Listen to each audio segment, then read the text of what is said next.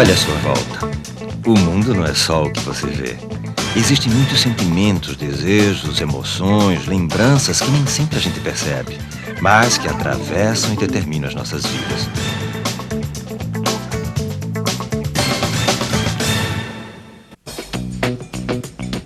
Este é um elevador social. Este é um elevador de serviço. Dona Clotilde anda pelo elevador social. Seu Severino pelo de serviço. Quando está em trajes de banho ou acompanhada de Luke, seu cachorrinho, Dona Clotilde anda pelo elevador de serviço.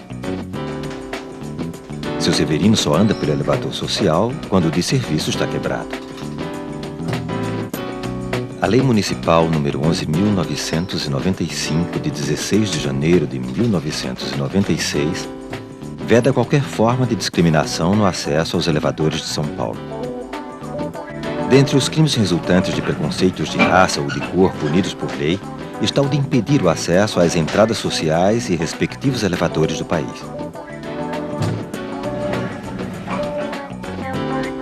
Mas seu Severino prefere subir mesmo pelo elevador de serviço. Dona Clotilde não entende por quê. Qual é o seu lugar? Prefiro mais o de serviço. Por quê? Eu sinto assim uma vergonha. Não é de lugar adequado, a pessoa que é empregada, está subindo, descendo com os proprietários. Serviço. Me sinto melhor, me sinto com vontade. A gente que trabalha no prédio, chegar com compra ou andar com cachorro, de serviço fica mais apropriado do que o de social, né? Realmente suja mais. Se ter que andar no outro, também vou andar no outro. Isso pra mim não tem diferença nenhuma. Eu prefiro usar o de serviço, porque a gente é dos trabalhadores da classe pobre.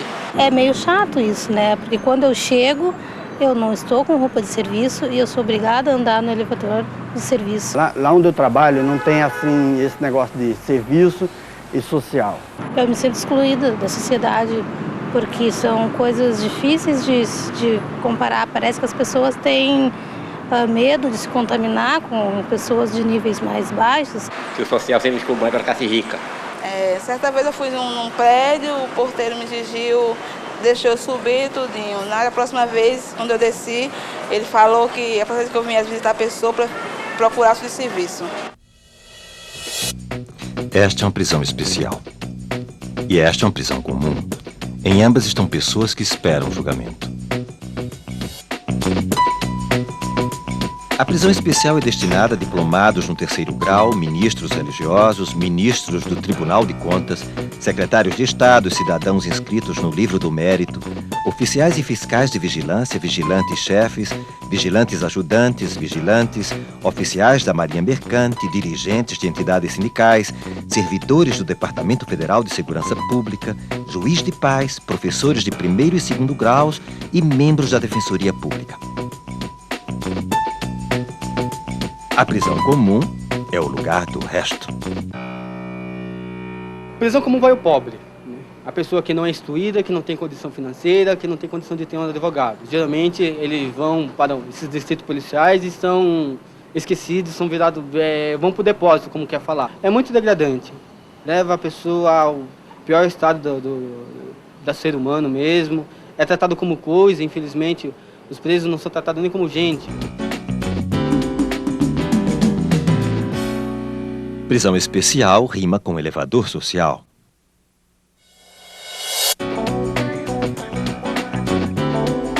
No bairro de Copacabana, onde fica o prédio em que seu Severino trabalha e Dona Clotilde mora, existem muitos outros Severinos.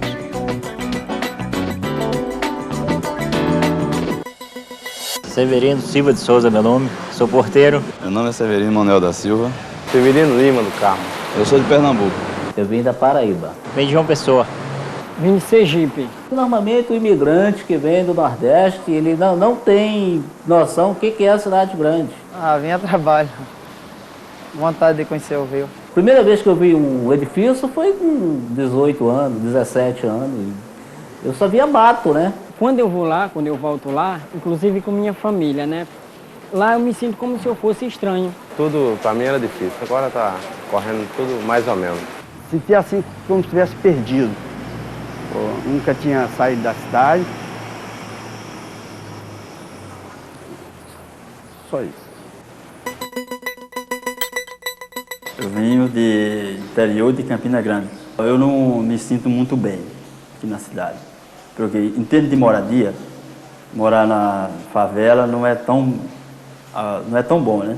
O meu lugar mesmo que eu pretendo um dia, se eu conseguir comprar umas terras, comprar uma casa, entendeu? É na Paraíba, em Campina Grande. Porque só é essa chance que tem pra gente.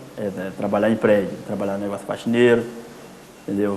Já surgiu vários serviços, mas a gente não tem curso, entendeu? Por isso que minha revolta é essa. Então estamos continuando a vida aqui, né? Ver se nós conseguimos alguma coisa. Se nós não conseguirmos alguma coisa, nós vamos dar estudo aos nossos meninos, para ver se vocês têm algum futuro melhor do que a gente não tivemos, e eu acho que a idade da gente estourou. Eu tenho vontade que meu filho um dia chegue lá, entendeu?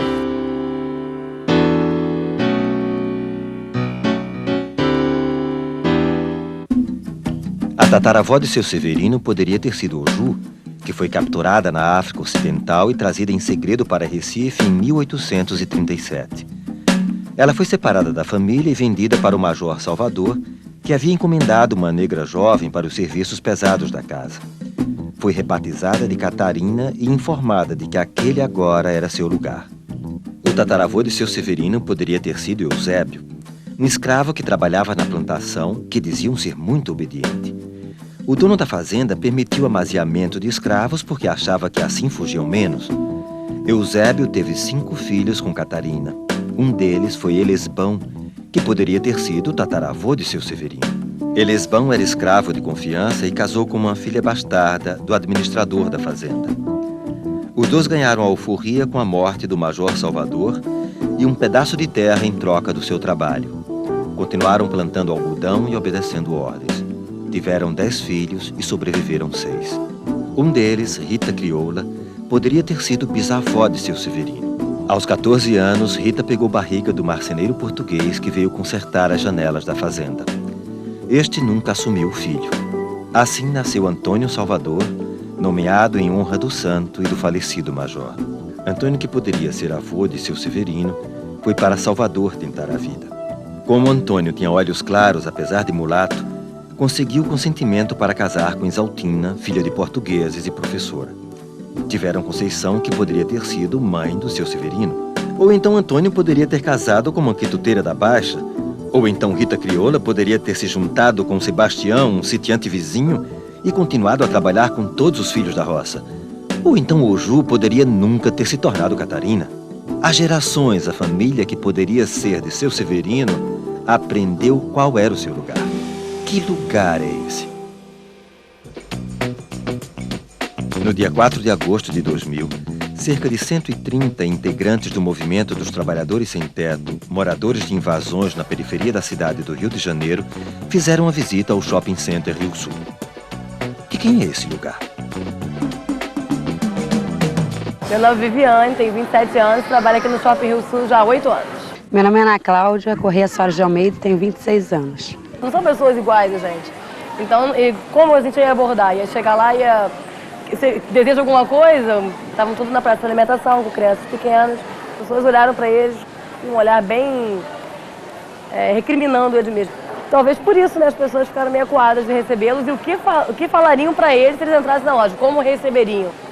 Para mim, ele é uma pessoa normal, são todas pessoas normais. Teve loja fechando a porta na cara deles, fugindo, saindo de perto, entendeu? Se escondendo. Com certeza, muito discriminados.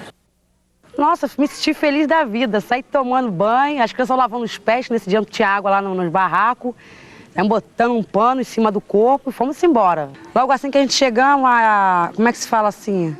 O desprezo, entendendo? De quem tem condições, de quem tem o dinheiro. Foi que muita gente olhando a gente com cara de nojo. Meu filho mesmo de 6 anos se esbarrou numa mulher loura, lá grandona. A mulher se sacudiu, se limpou a roupa dela, onde meu filho tocou ela. Me senti mó beça. Me senti bem lá embaixo mesmo. Teve muito policial, muito policiamento, tá me entendendo? Tudo já fechando as lojas, os donos das lojas lá tudo fechando. Pensando que a gente já estava chegando já para roubar, para quebrar, e não foi nada disso. A gente só foi apenas dar um passeio. Entendeu? Sentamos, divertimos, comemos, bebendo, rimos a beça, tá me entendendo? O nego começou a experimentar roupa, fingindo que ia comprar, mas sem ter o dinheiro para comprar, né? Foi legal, fora isso foi legal. Qual lugar é o seu? Afinal, o que faz uma pessoa se sentir inferior à outra? Muitos anseios, medos, lembranças constroem esse sentimento de subalternidade. Eles fazem parte da dimensão subjetiva e reconhecê-los pode mudar muita coisa na sua vida.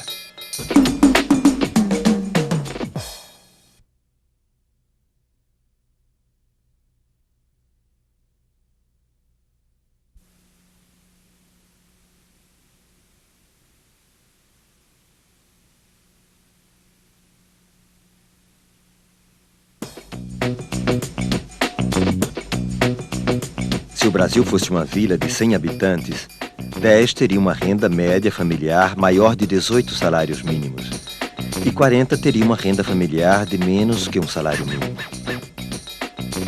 Destes 40, aproximadamente 13 teriam saneamento básico e menos de um jovem entre 20 e 24 anos teria ensino superior e poderia ir para uma prisão especial.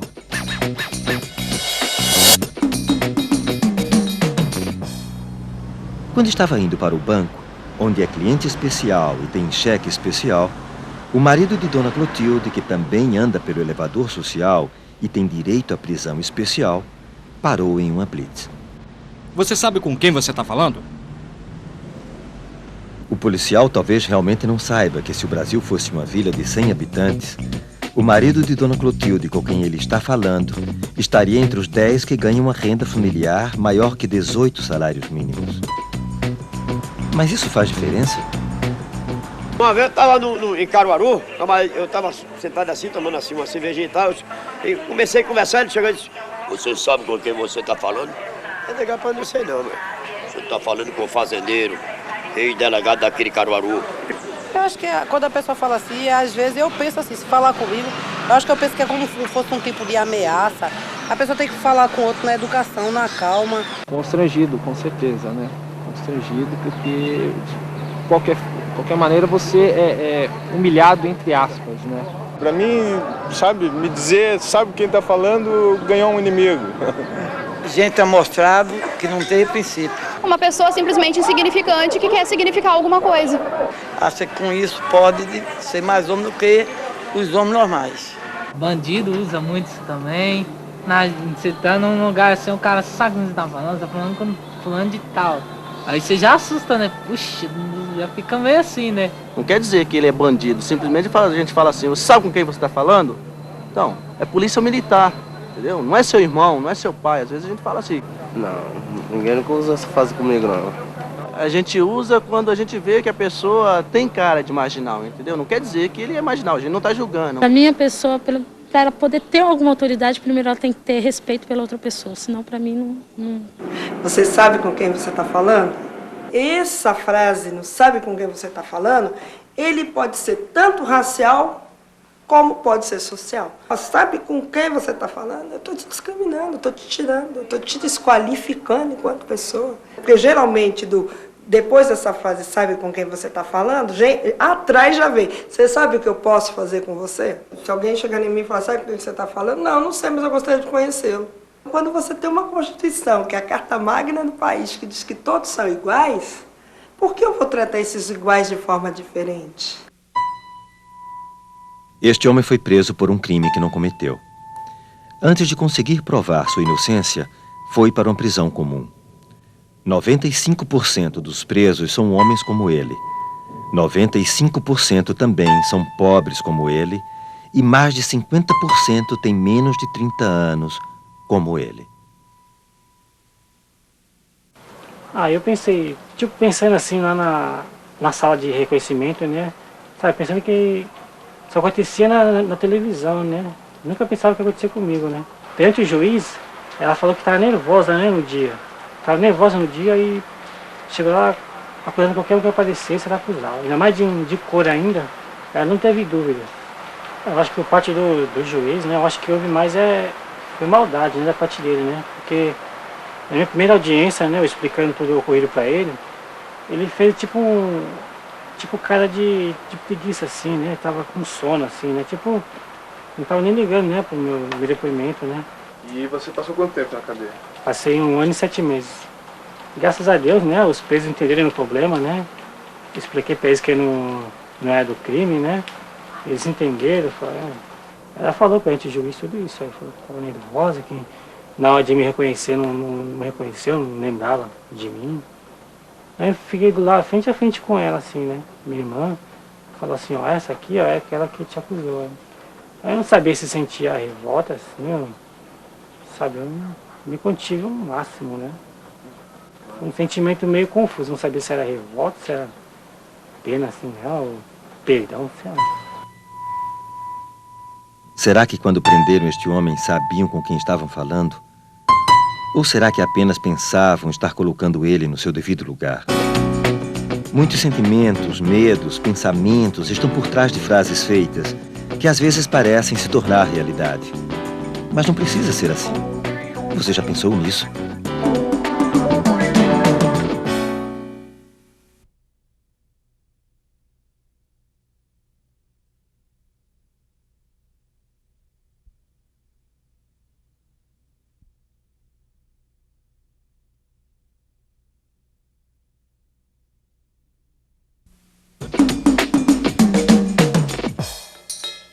Danilo, Bruna e Tiago são estudantes universitários. Hoje eles resolveram fazer a seguinte experiência. Danilo trabalhou como contínuo, Bruna como garçonete e Tiago como gari. Como você acha que eles se sentiram?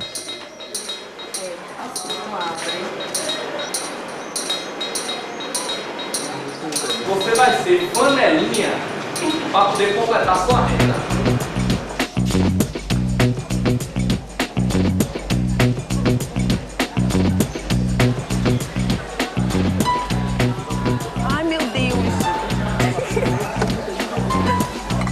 Eita! Você tá mano.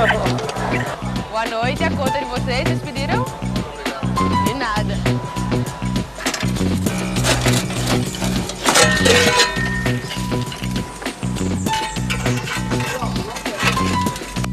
Passa.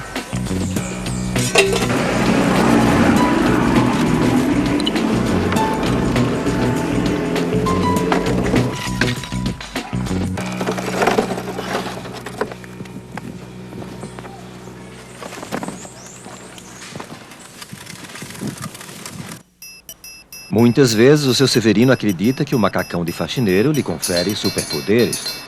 Ele fica invisível. Foi muito gratificante, assim, para você sentir realmente na pele o que é, pelo menos comigo, de sentir o que é um garçom, de como você trata ele, você às vezes não sente, sabe? Que isso foi muito importante. Porque a gente trata o garçom como se fosse o nada. Você tá lá servindo a aguinha, servindo o café, você nota pela maneira que a pessoa olha pra você, pela maneira que a pessoa lhe trata, se a pessoa está lhe desprezando ou não, você dá pra perceber. Por exemplo, sei lá, tinha um cara que chegou, não, esse café tá muito ruim, aí reclama logo. Do mesmo jeito que você tinha uma moça lá que ela era bem educada, ela chegava pra mim, pedia aguinha, dava por favor, a única pessoa que pediu por favor pra mim, e que segundo ela tava morrendo de sede. Eu achava que ser gari não exigia muito, eu achava que era só história de varrer, de colocar carrinho de mão, coisa, mas não, tem que pegar entulho, tem que pegar no pesado, e eu fui logo pegando justamente nisso aí, no entulho lá, e eu passei até doeu, fiquei doído assim o dia todo e tal. Eu tinha que levar água para eles num copinho de plástico, normal, descartável. Agora o gerente não. O gerente eu tenho que trazer a aguinha para ele no copinho dele, de vidro. Ele não chega assim numa mesa como eu cheguei, sabe? Eu acho que eu me senti muito mais à vontade dentro da profissão deles do que eles se sentem. Porque eu chegava nas mesas assim, chegava sorrindo, perguntando o que eles queriam. E eles não, eles se transportam mesmo para a questão da invisibilidade da profissão, sabe? Eles se acham seres invisíveis, realmente. E é daquele jeito que eles trabalham, sabe? Sem mostrar realmente quem você é, sabe? Apenas estar ali cumprindo ordens e, assim, para a sua profissão, sabe? Uma famosa socialite carioca falou para a imprensa a seguinte frase: trabalhei como uma negra. Trabalhar como uma negra significa A. Trabalhar muito. B. Trabalhar pouco. C. trabalhar vestido com roupas escuras. D, trabalhar sob o sol e ficar bem queimado. E, manda quem pode, obedece quem tem juízo. Em fevereiro de 1998, fiscais da Delegacia Regional do Trabalho descobriram 39 homens, vivendo em regime de escravidão na carvoaria da fazenda Campo Limpo, a 420 quilômetros de Goiânia. Eles trabalhavam 18 horas por dia, jamais receberam salários, estavam impedidos de sair por ameaça e subnutridos. No Brasil existem vários casos como este. Como será que Danilo, Tiago e Bruna se sentiriam se passassem um dia trabalhando como escravos? E uma vida inteira?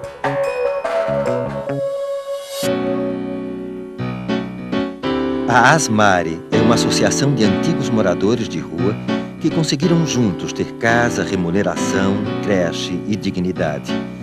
É um projeto que já mudou a vida de muita gente, como por exemplo de Dona Geralda. Maria das Graças Marçal, mais conhecida Geralda. Tá? Eu sou coordenadora desse galpão da coleta seletiva. Eu mudei muito, né? Eu aprendi a relacionar com outras pessoas. Antigamente, quando a pessoa ia conversar comigo, eu abaixar a cabeça, que eu tinha vergonha das outras pessoas. Né? Hoje eu gosto de ajudar as pessoas. Né? Eu consegui assim, enxergar meu próximo. Não sou eu, tá? Mas todos os catadores têm essa consciência já. A gente conquistou ele trabalhar e também recobrou a cidadania, né? A gente era misturado ao lixo, era tratado igual se trata ao lixo. E agora? Agora somos tratados como cidadãos, graças a Deus.